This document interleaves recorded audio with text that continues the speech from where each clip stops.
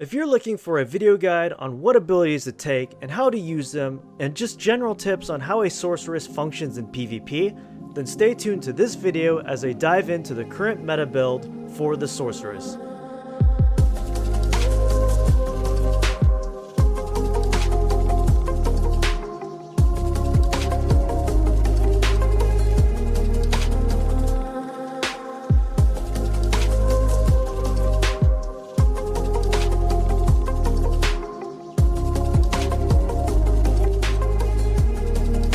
Hey everyone, my name is Shikari Dill, and if you're new to my channel, I create guides and other MMORPG related content, so if you like this video, I would really appreciate it if you hit that like and sub button, as I'm very close to hitting my sub stretch goal. Without further ado, let's jump right into the guide.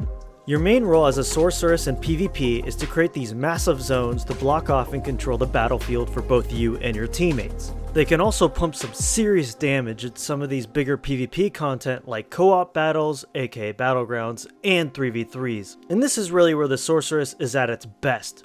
Big battles where you're able to distance yourself and help your teammates by pumping some serious damage. That's not to say you can't do well in 1v1s playing as a sorceress. It's still doable, but very difficult to pull off.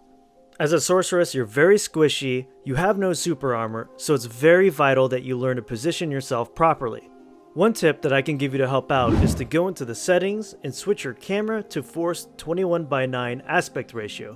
This will give you more space to see on the battlefield, which is super helpful when you want to cast long range spells or just have better awareness of where your opponent is. Being able to control your opponent while keeping them away from you is very important. So let's take a look at the abilities that will help you do that. So the abilities you're going to want to take are Esoteric Reaction, Frost's Call, Inferno, Lightning Vortex, Punishing Strike, Reverse Gravity, Seraphic Hail, and Squall. For your Awakening, I like to take Envisca's Might. These abilities make for a great mix of defensive utility as well as great damage. The abilities Squall and Seraphic Hail are both really good tools to try to keep people away from you. Seraphic Hail can also be used offensively to try to catch people out, as it's a really solid opener because it'll knock people up for a few seconds, allowing you to follow up with some other spells. Punishing Strike is probably one of your hardest hitting abilities, but it takes some time to get the animation cast off. So it's for this reason you're mainly going to want to use it as a follow-up once you've gotten a solid opener on your target. Lightning Vortex is a great way to get a solid and quick opener as it's an easy point and click ability. Same goes with your Frost's Call ability, and usually when you can land one, you can follow up with the other one, creating a really solid opener for yourself. Reverse Gravity is another really great utility tool that allows you to knock up opponents to get too close, or if you simply want to dash in and use it aggressively. Inferno is just another easy point and click ability that will knock up your opponents and deal a decent amount of damage. Esoteric Reaction is a really cool and fun ability in which you can do some really interesting combos with. It will throw your opponent in a specific direction, so keep that in mind when trying to combo with it.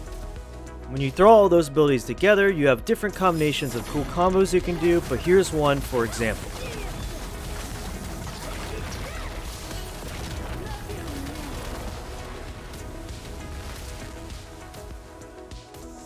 Another really important mechanic to know is the magic meter at the bottom. Your spells will fill up this meter, which will allow you to use Arcane Rupture, your Z button, and Blink, the X button. You will almost always be using this meter for the Blink ability and should never be used for the Rupture. This is because mobility and positioning is extremely important. And lastly, for stats, you'll notice that the common stat template for almost all classes will be to max out your swiftness for as much cooldown reduction as possible, 1 point into crit, and then the rest into domination to increase her damage against CC'd targets. And that about covers everything for the Sorceress PvP build.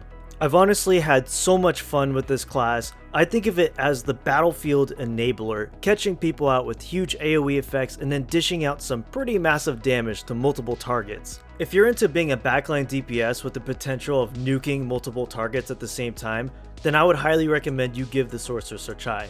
Okay, well, I guess the Artillerist literally drops nukes, but this class is fun as well. I'm going to leave some gameplay footage at the end here, so thanks so much for watching this video, and I will see you all in the next one. Alright, let's go.